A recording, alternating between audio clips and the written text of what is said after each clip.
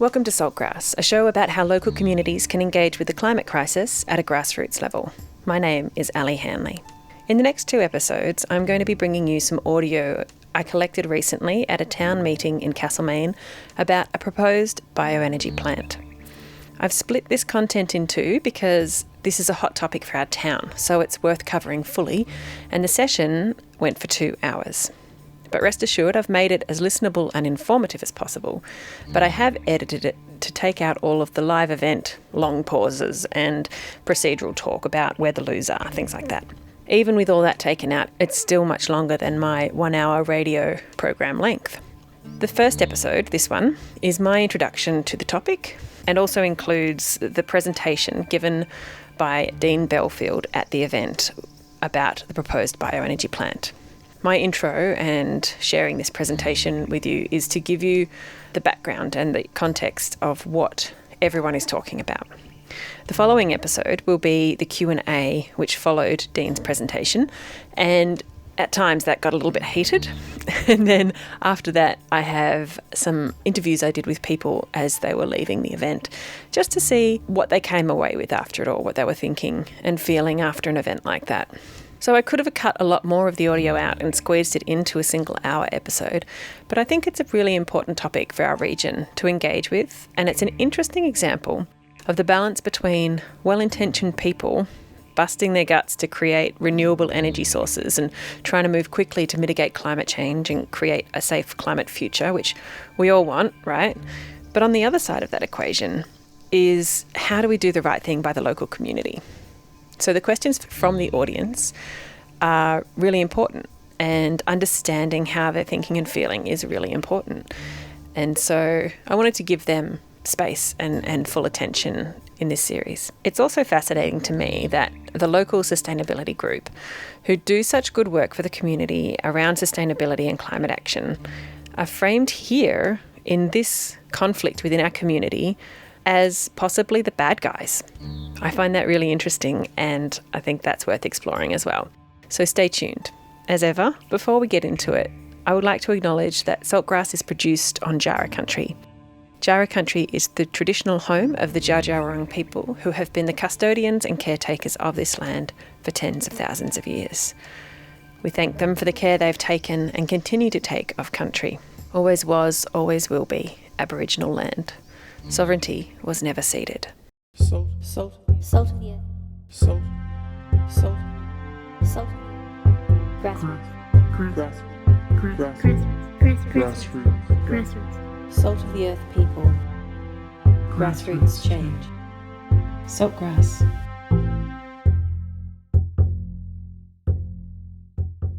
Listen to all episodes of Saltgrass on your podcast app or at saltgrasspodcast.com. So, the bioenergy plant. Before we get into listening to what Deane presented to the community on that night, I'm just going to give you a little bit of context from my point of view, because as many of you will remember, I used to work at the sustainability group, MASG, the Mount Alexander Sustainability Group, until just recently, and the entire time I was there, the committee were working on and developing this project. So I sort of have a behind-the-scenes perspective on the bioenergy plant. And it's worth noting that MASG, the sustainability group, is at the moment behind the bioenergy plant, but will not have ownership of the plant ongoing. So I think that's one of the main concerns from the community, is that MASG is not going to have full control over this project for its entire life. MASG created an entity called MAB, Mount Alexander Bioenergy, and that was created to run the project and will be handed over as the project gets taken up by the people who will actually buy in and invest in it and make it happen. So even as an employee of MASG, it took me quite a while to fully understand what they were actually talking about and why a bioenergy plant would even be good for our region. I just kind of wanted a beautiful community wind project like Hepburn Shire has just to the south of us, or some solar farm that sheep can graze around. A biodigester is kind of like the ugly stepsister, or maybe even the troll under the bridge compared to these other types of renewable energy. It farts and burps and it consumes rotting waste. It's not a romantic image. So I guess I'm saying that I kind of understand people's concerns and also understand how hard it is to communicate exactly why a biodigester is a good idea. However, the Committee of Management at MAS took the time to sit with us staff and outlined what it really was about and presented some pretty convincing arguments, mostly along the lines of, hey, we have to deal with waste. We can't just ship it off somewhere else and ignore it because there's no such place as away. And it's not fair on other communities or other parts of the landscape for us to just ship it out and bury it. This is what's got us into this problem in the first place of climate change, this consumerist attitude, right? Of just consume, use and dispose. That's not what we want. We want to start getting back to a kind of more circular economy way of thinking about, there's no such thing as waste. Anything that could be considered waste is actually a resource. And organic waste is a major producer of greenhouse gases if it goes to landfill, and a lot of farmers actually just burn off their woody hard waste. So if we can control the flow of organic waste to a plant that can turn it into heat and power, then that's actually a really good outcome.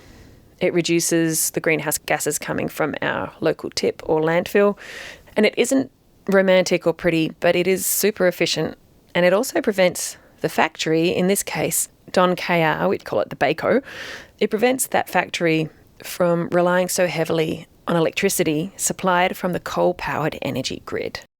And here in Australia, we really desperately need to transition off coal for our electricity supply. And a company like the Bacon Factory are not going to pay extra money to purchase green power. So if we can help them consume less power from the grid by supplying them with power from this bioenergy plant, and we can take care of our organic waste in a better way, why wouldn't we do those things?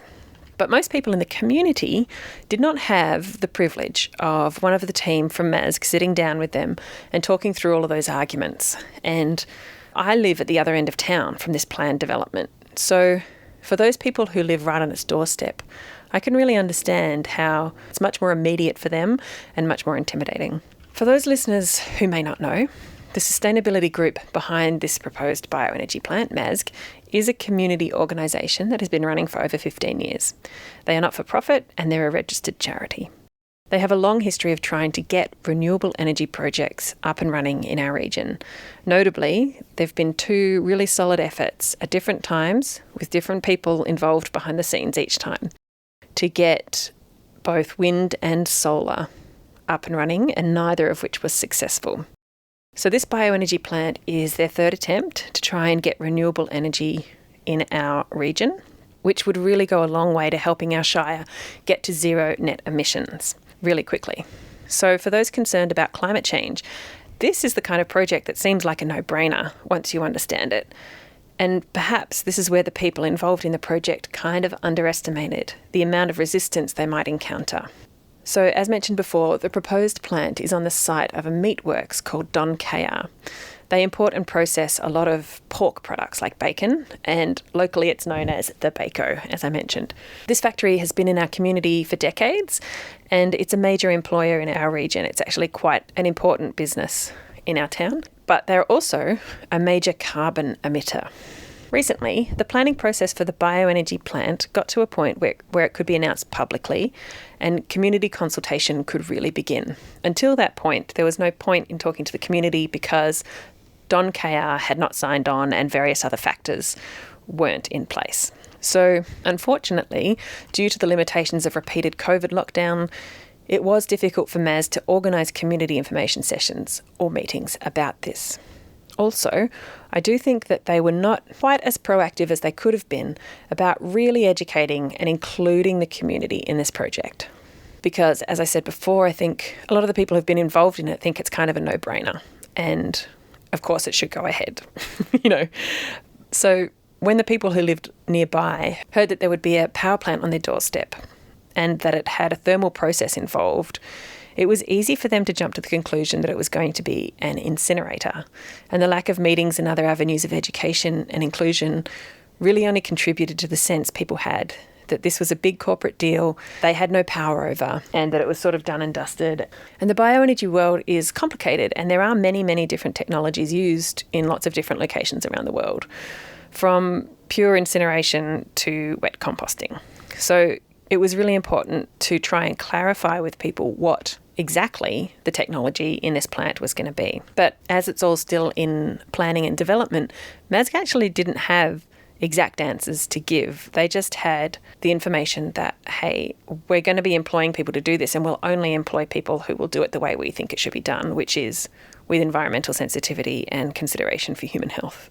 But without having something locked in, it was really hard to convince people that that's how it would play out. I don't think MASG expected as much pushback as they've had, and that pushback includes an organised response from a group that formed specifically on this issue called CRAB, C-R-A-B, or Castlemaine Residents Against Bioenergy. There have been banners strung up in town with warnings that our town would become the dumping ground of waste from across the state, and articles written in the paper arguing against the plant, with all sorts of speculations and theories about exactly what technologies might be used and what sort of waste would be accepted into the facility, all of which were not what MASG was actually planning.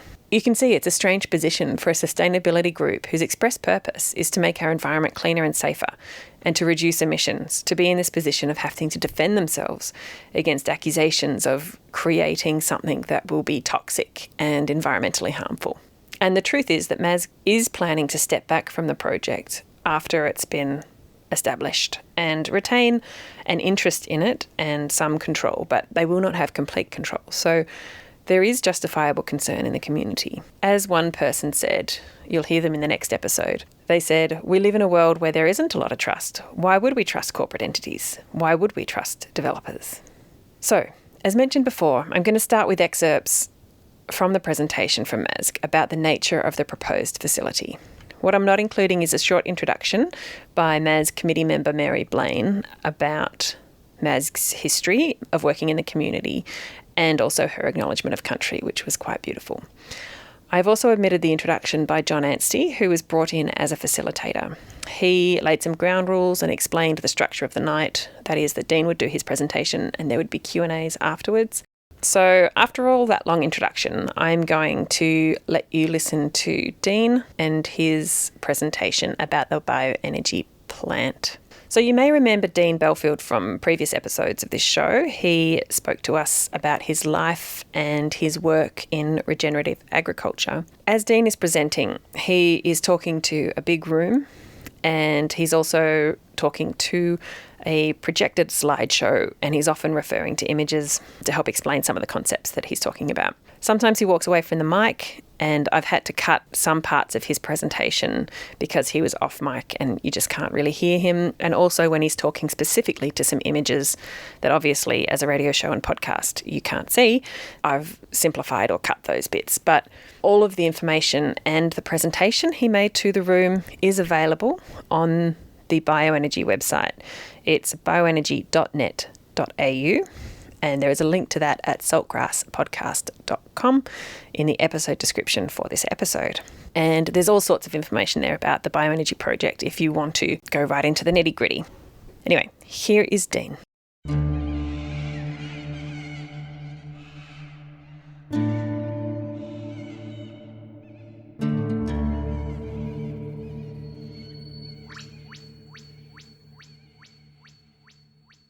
Good evening. Some of you may know me, some of you may not. I've been involved as a project manager with this project since 2014-15. My background as an engineer, worked in the sustainability space for most of my career.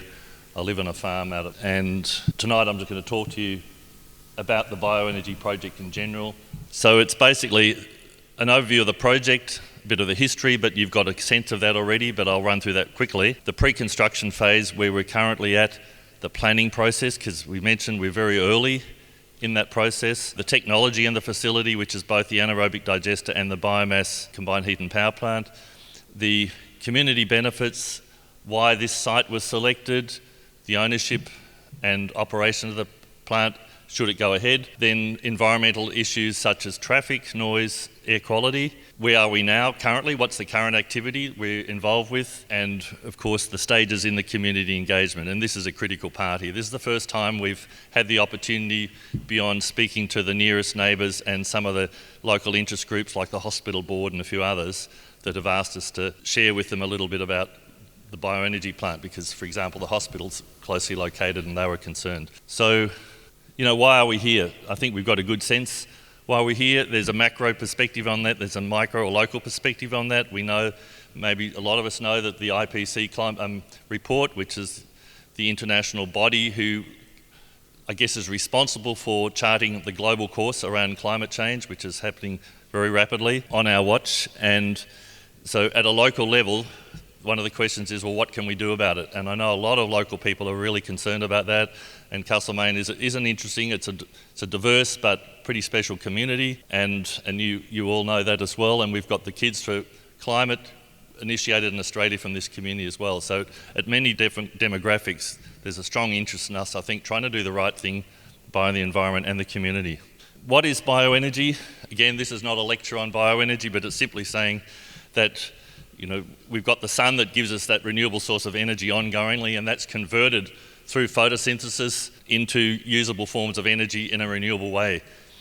That's been there for a long time, and hopefully it will continue to be there for a long time. And we've just gone through this blip for 200 years called the fossil fuel era, and we know the impact that is having.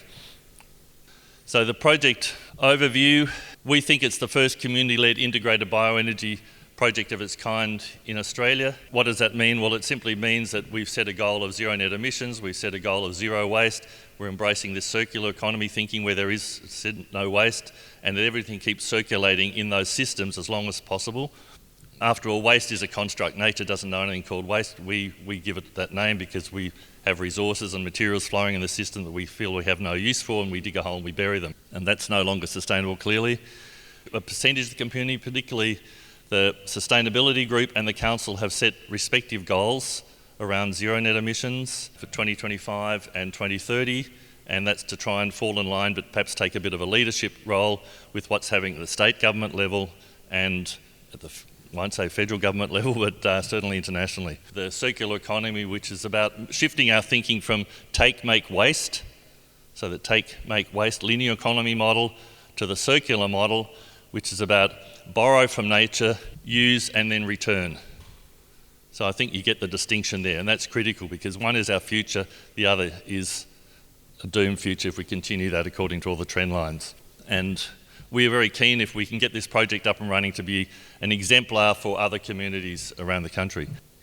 So the project history, 2015, that's where the project was initiated via a pre-feasibility study into what we could do in the community, and actually started before that with a resource mapping exercise out at Barringup because there was issues around wind and solar. So we were motivated by, well, what is it? What can we do in the community? It's not just about wind, it's not just about solar PV, it's about the whole community, the whole system.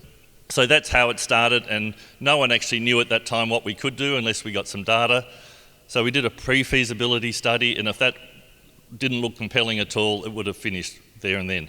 But actually there was enough evidence and data in there to suggest that we had a case and we should explore it further. So we were lucky to get some ARENA funding, state government funding, very generous philanthropic funding from community members to go and do a full-on feasibility study, and that lasted for about 18 months.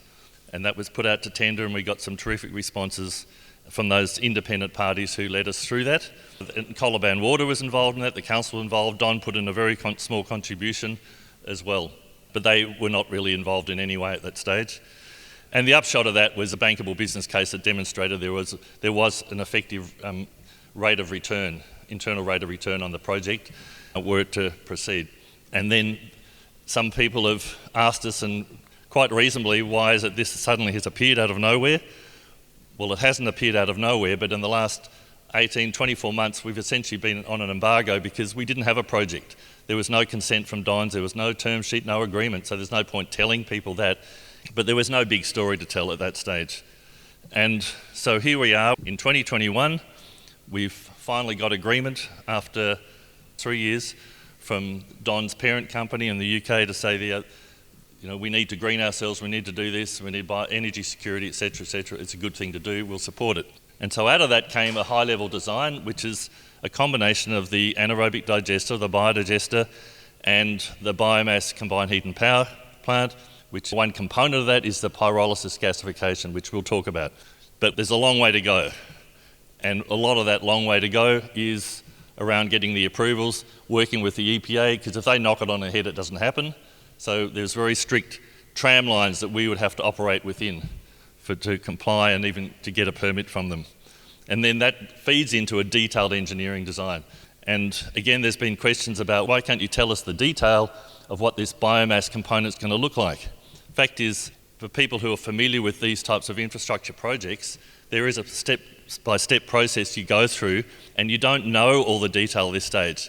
But what you do know is high level, conceptually, what it is you're trying to achieve, and then you pass it across after a tendering process to the most eligible, most capable engineering design company who gets involved, and they work with the EPA in an iterative manner and listening to community concerns along the way so that you arrive at, if you like, a sweet spot of a project that is going to work, is going to deliver a commercial return, because if that's not going to happen, it won't work, and it does tick the environmental and community boxes along the way. So it's not as though we actually have worked it all out and we're just sharing the story with you having done it. That's absolutely not true at all. And anyone who's been involved in these types of projects will understand exactly that is the case. So planning process, again, there's a bunch of things we need to do. There's a series of processes with the respective authorities, referral authorities like the CFA, DELP, Colaban Water, Vic Roads, Energy Safe Victoria, AQUIS/biosecurity, and so on. And they all will ask questions about, well, what is the material type, what are the hours of operation, what are the emissions, what's the impact on the environment, and so on. And I spent part of yesterday listening to the latest EPA Act, because the EPA has just released a new act, and it's shifted the whole emphasis now from being reactive to proactive. So that makes it even tougher, and ideally that should work in the benefit to the benefit of the community. So you don't apologise after an accident's happened, you actually take the mitigating steps beforehand to identify what could happen via risk analyses and so on, and then you make sure it doesn't happen. So the technology component, those two components I mentioned, anaerobic digestion, which is the simplest way that I can describe that, is that imagine when you look at a cow in a paddock eating grass, absorbing that solar energy, it's a ruminant, it's got 4 stomachs, and it's essentially an anaerobic digester. And we all know and we've heard that cows issue methane from either end, and they're converting that vegetable material, if you like, the plant material, into energy, and they release gases along the way, and that's that natural cycle. In that anaerobic environment, the bugs are doing the job. And out the back, every now and again, comes the digestate, as we call it, in the biodigester world, or the manure. Right? Nutrient-rich, valuable, and so on. It's not waste, absolutely not. So that's the anaerobic digestion side of it, which I'll give some examples of as we move through this. And that's roughly about 1 megawatt. So it's actually quite a small anaerobic digestion facility that's being proposed. They can get very big. This is not a big one, but it's not a super small one either, because it wouldn't be viable. Then moving across to the biomass technology. So part of our thinking is in integrating this is that the anaerobic digester takes essentially wet organic material, because bugs, bacteria do not like breaking down dry material. You know, fungi do that much better than bacteria do, for example. And as you know, when you put timber in a paddock, it sits there for a long time, but it'll eventually broken down by fungi and other bugs and then turned into methane and so on. So you can see where the anaerobic digestion bit fits. The dry organic fraction material, which is timber waste, can be wood chip, can be whatever, that goes through that thermal process at a high temperature, and depending on which particular technology you're using, that gets molecularly cracked, if you like, in a low oxygen environment, which is what we're suggesting, which is pyrolysis gasification technology, and that produces a syngas, which I'll describe shortly, and that syngas is a very clean green gas comprising of a large component of hydrogen. And some people actually with gasification plants or syngas, in fact I was speaking to someone yesterday who's an Australian based out of Melbourne, does a lot of this work, and he's just developing a plant now in Brisbane, and they're bottling that and selling that for vehicles and so on. So these technologies exist, none of them are new. There's a little surprise on the biomass which I'll show in a few minutes as we walk through, because I think you'll be able to relate to. I'm trying to demystify this because I know as an engineer we can get caught up in language that can be very confusing. And I don't guarantee I'll demystify it, but I'll try my best, right? So you might have seen photos of big tanks with a dome at the top, and you see them in Europe. There's 10,000 plus of these in Germany. They're in villages, people live next to them, they're all over the place essentially. They're on farms and so on. And so that tank at the right there, that's a graphic, if you like, with influent coming in, which can be a bunch of different things. Happy to go into that.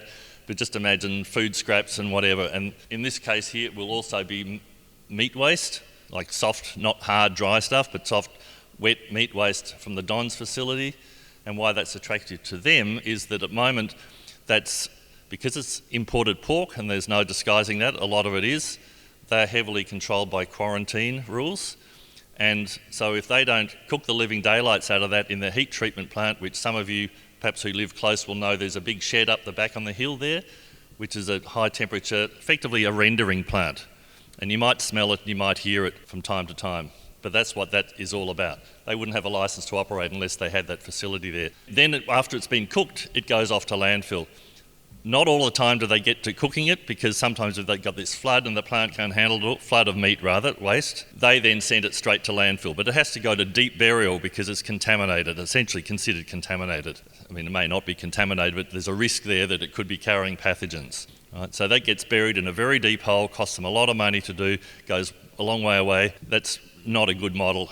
And we said to them in the early discussions, well, we can build a facility that can take care of that. And so therein lies obviously a deeper discussion about how that works and so on. So what comes out of that tank is the biogas, which is majority methane, but there are other gases there, and you have to scrub, in other words, clean out things like hydrogen sulfide, which is rotten egg gas, which can be smelly. So the technology is standard and proven, it's very common, and that's what happens.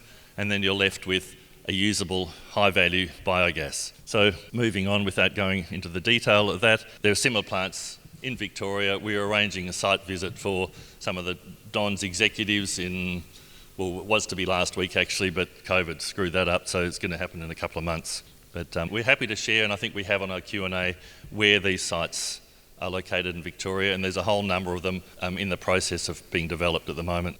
So coming to the biomass plant, so when the feasibility study was done, the people who did it were experts in anaerobic digestion, and they've got a plant in Western Australia that's been running for 5 years, and what they proposed was almost identical to that would be used here. So if people want to know about it, and I know some people have jumped on the web and had a look to see a little bit about that, that information is there's nothing to hide, and it's just a copy of what's done in the UK and Germany and so on.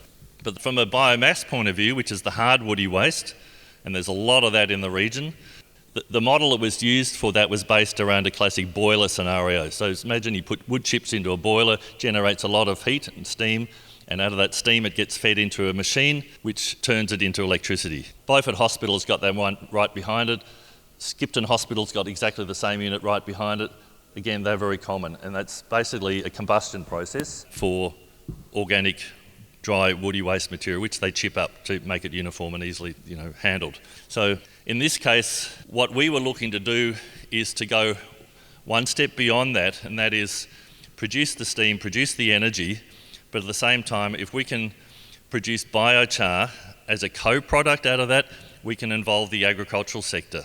And why that is important is because a large footprint from an environmental and emissions point of view is due to synthetic fertilisers, which comes from fossil fuels. And it is massive when you look at it across Australia's inventory and carbon footprint. And we know that that's not sustainable either. So there's a big movement around regenerative agriculture to actually link more synergistically with biological processes, because that is what's going to restore our land. Because the UN says we've got 60 years or 60 seasons of topsoil left on the planet, and it's the topsoil that grows our food, and without the food, we don't exist either.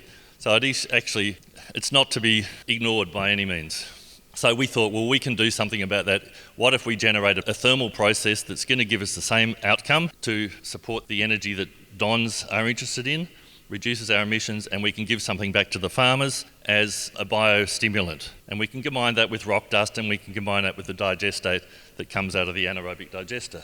So I know I'm at risk at diving into a little bit of detail, but there were some questions that came through, and it's great to get the questions, that the digestate, why don't we just turn that into fertiliser and forget the biomass plant? Well, we can't just turn that into a fertiliser because, remember, it's got the waste from Don's in there, the pig meat, if you like, pork and other meat that is prescribed. It's arguably contaminated, and so they won't allow you just to treat that like a normal digestate. You just can't spread it out on a farm, for example. It's not allowed. The EPA won't permit that. Biosecurity Australia won't permit that. I've been speaking to them recently about it. And we've yet to find out the detail, but some of those aspects are pretty clear. But what we can do is take the water out of it, use that digestate, which is full of nutrients and minerals, feed it into the biomass thermal plant and help produce biochar. So again, we're working towards this notion of zero waste wherever we can, keeping the emissions down, supporting the local economy and building on that circular economy concept. So, by the way, when we talk about feedstock, and I talk to my wife about this and she goes, what's animal food doing going into a biomass thermal plant? And I said, what do you mean? She said, well, feedstock, isn't that animal food? So I said, no, well, I know, that's just the expression that's used. So she warned me that I better explain that to you tonight, otherwise people might think it's animal food that's being combusted or something or other. So essentially, for these types of facilities, what goes in very much influences what goes out, and what goes in also influences what you can do with it. So it's not just the quality of material, but it's the composition of the material. So we've said right from the outset, and I know maybe we've yet to convince some people, but we're absolutely adamant, and we can only say it as we see it and tell the truth as we see it. But our principle from day one is we won't accept any toxic material, we won't accept any non-organic material, with one exception, which I'll come to. But at least 80 or 90% of what goes through, if not more, is all organic material. And on that basis, we can manage a process responsibly that gives us a known outcome. And it's not going to give the toxic emissions that people justifiably might be very concerned about. So I mentioned digestate from the anaerobic digester can be used. There's no mixed waste. So when you talk about incinerators, and I know that term's been used a little bit, and I'll come to that too, there's no mixed waste going into this at all. There's no toxic waste. There's no other plastics other than that small stream, which is a low-density polyethylene, which breaks down into hydrogen and carbon and oxygen, essentially. Molecularly, it's pretty simple. It's basic chemistry. What we have said, anything else, particularly vinyls, we're not interested, we will not accept. And you know, vinyls, PVC and so on. And only waste approved by the EPA will be accepted. I mentioned about biochar, that the value of that, you can activate that, put fungi in it and so on, and it's a terrific bioadditive and fertiliser and so on, put into the topsoil, etc., etc. There have been questions about stack height, and stack height, according to the EPA and other parties I've spoken to, I mean, that's not my skill set in designing stacks and this technology, but the information is there. Stack height is sort of proportional to the quality material going in, and if you go into the city and you see a stack that goes hundreds of metres in the air potentially, that's because there's something nasty in it. They're trying to push it out into the higher air turbulent streams to take it away. So there's an image of a pyrolysis gasifier. Again, that's not necessarily what we'd be using, but people want to see, they want to look and feel, get a sense of it. That's a bit longer than the length of a 25-metre swimming pool. That gives you an idea of material comes in one end, it goes through those thermal combustion or cracking processes, then it's clean, then it says wet scrubber on the right-hand side there. There's three different technologies, but they're all related, and they're all about taking particulates out of the flue gas, if you like, that's coming out of it, so that it is safe to breathe. And the EPA are on that like a hawk. Again, that's known technology. Let me say, emissions can be cleaned using standard technology, using the scrubbers and cyclones, electrostatic precipitators and so on, and they're just fancy terms, engineering terms for that filtering process. Some of the community benefits, 88,500 tonnes of emission reduction. I mean, that's actually a massive number, but that doesn't include the biochar. If we include the biochar component, and these come from an extensive life cycle analysis from the Australian Renewable Energy Authority, so they've got smart people who are doing this. If we included biochar, that would be close to maybe exceeding 100,000, which is a big number, and that would take care of a large percentage of the Shire's, and certainly the town's, emissions. And that's achieved by diverting 36,000 tonnes of the waste that's going into both those facilities from landfill. Because when it goes into landfill, unless you've got special equipment to capture the methane, it will generate the methane. And the methane has a greenhouse potential or warming factor between 25 and 27 times carbon dioxide, so it's massive. The amount of energy that the facility will produce is about 270,000 gigajoules. Gigajoules is not a familiar term for a lot of people, so we convert it into megawatt hours, 75,000 megawatt hours a year. So the average household uses probably in this town, maybe about 15 kilowatt hours a day. The question of site, why in that particular site that's been earmarked? That's a great question. Well, part of the feasibility study Again, that was the remit of the consultants to go and look at 8 sites across the region. Cut a long story short, there were 2 that sort of made the short list.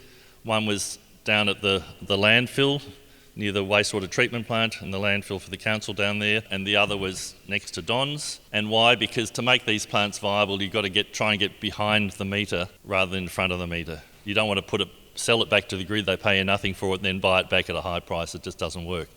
So to get behind the meter, it's what everyone's doing, logical reasons. Just like you have with solar panels on your roof, you don't sell all the solar energy then buy it back. You use it all first, and if there's any left, you sell that, right? We all do that. And it's the same idea here. So it was a pretty exhaustive process with weightings and criteria and so on that ended up selecting the Don site. They weren't involved in any of this, by the way. They didn't even know about it, but it was a potential site that had been identified. And mainly because they had a big waste stream, that there was a problem for them that was readily available, and also they needed energy in the form of electricity, gas and steam heat. So they needed all that, and this bioenergy plant, as proposed, won't even quite reach 20% of their total energy needs. So it's a small but an important contribution for them.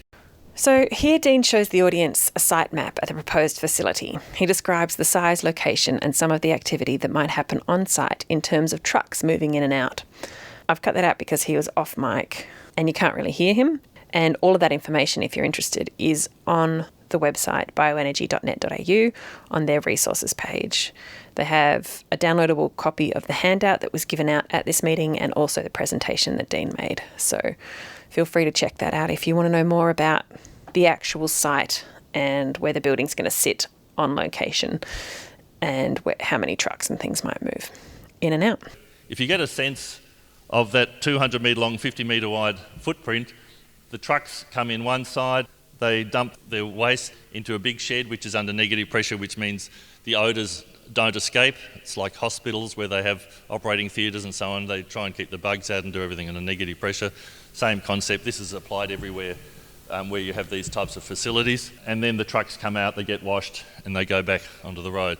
So again, we don't control any of that. The EPA determines how that process functions very rigorously, so you just got to fall in line with it. One of the assumptions that we made at the outset is that, and it didn't even occur to us that people might see this as an incinerator, which it absolutely is not. But again, I can understand that if we don't explain it and clarify that and provide the facts, then that conclusion could be reached. So that's why we're having these sessions, and that's why we're doing our best to provide factual information that we can substantiate to explain this.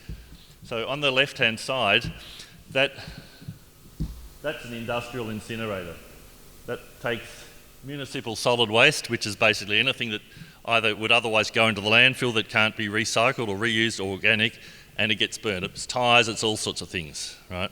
So I really wanted to distinguish. It's not an incinerator, there's nothing toxic going in there, and we're not taking these mixed municipal wastes. It's just all organic material. So the ownership and operation, at the moment, Mount Alexander Bioenergy is currently 100% owned by MAS. That ownership share will diminish over time as investors come on board, but MAS will seek a guaranteed seat on the board because we want to have influence. We make sure that the project proceeds into the future as per the original intention and vision that got us to this point, that's motivating us as a community project, and that's one of the reasons why we call it a community project. It's not the only reason. And the intention is that from the revenue there will be a social dividend and a minor revenue stream to support future projects. And Mary at the beginning outlined all the things that MASC does, and there's an awesome amount of things that MASC and other like bodies in the community, and there are a number of those, as MASH and others and so on, all I think doing a fantastic job for this local community, and largely it's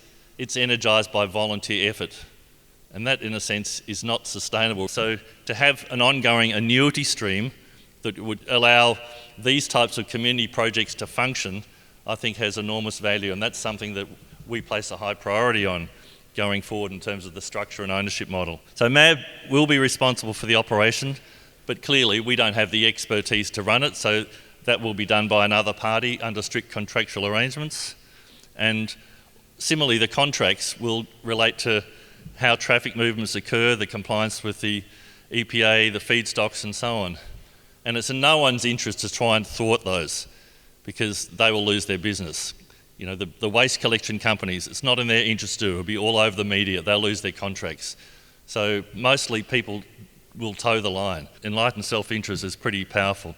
So there's questions around traffic, and I guess the net position here, because there will be fewer trucks taking contaminated waste away from Don's, because that'll all be diverted through into the bioenergy facility. So there's a minus, or like a reduction there, but there will be an increase of some trucks coming in from outside to bring some of the waste, that because the local community cannot supply 13,500 tonnes of that from the township I'm talking about, of dry woody waste, nor 23,000 tonnes of organic wet waste to the digester.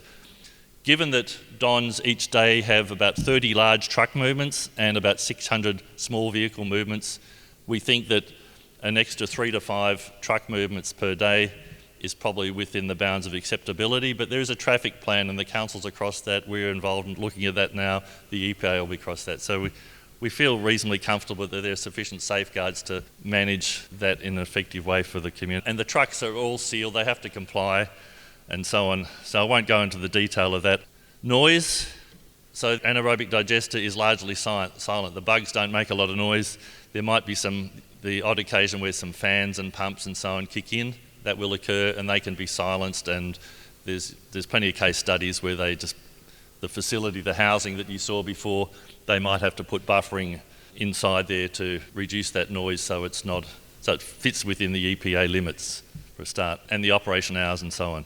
So the air quality, people have talked about noise, air quality and so on, that's all relevant. What we're essentially saying is that they will diminish, because after the waste treatment plant on the hill for Don's, when that's closed down over time, that will disappear. So the source, a lot of the noise, emissions and so on won't be there because there'll be no need for it. So as you can appreciate, there's a lot in this. It's hard to do it justice in a short period of time. I'm doing my best. We'll move into Q&A. John, so you're the master of the ceremonies here. So thank you for listening. I hope that was useful. I'm going to take a seat now.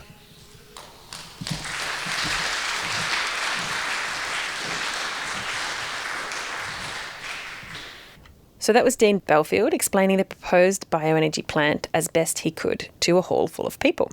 As mentioned earlier, information is available on this issue at bioenergy.net.au on the resources page there. They have a downloadable copy of the handout that was given out at this meeting. Also, MASG is very happy to take questions and comments, and there are more meetings planned in the next couple of months. Notably, there's one on the 21st of September with the Environmental Protection Authority, the EPA, which would be a really good one for people to get along to if they're concerned about what the rules really are. Members of the community are encouraged to get involved and ask as many questions as you can to make sure that you are good with this. And also know that community consultation is a really important part of this whole process. And so now is the time, if you have problems or objections to this, now is the time to talk to council, and your voice matters on this topic.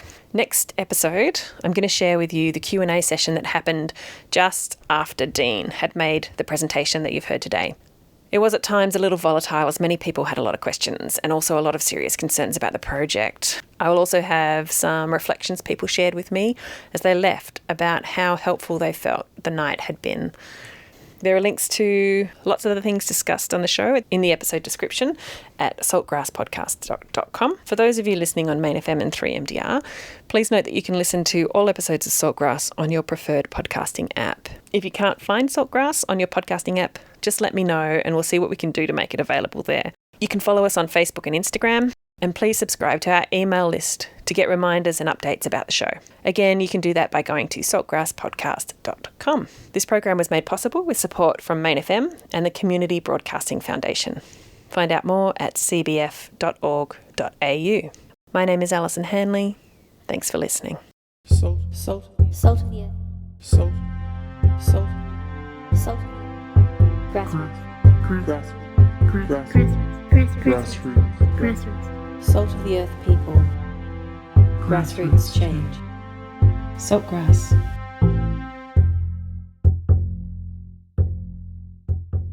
Listen to all episodes of Saltgrass on your podcast app or at saltgrasspodcast.com.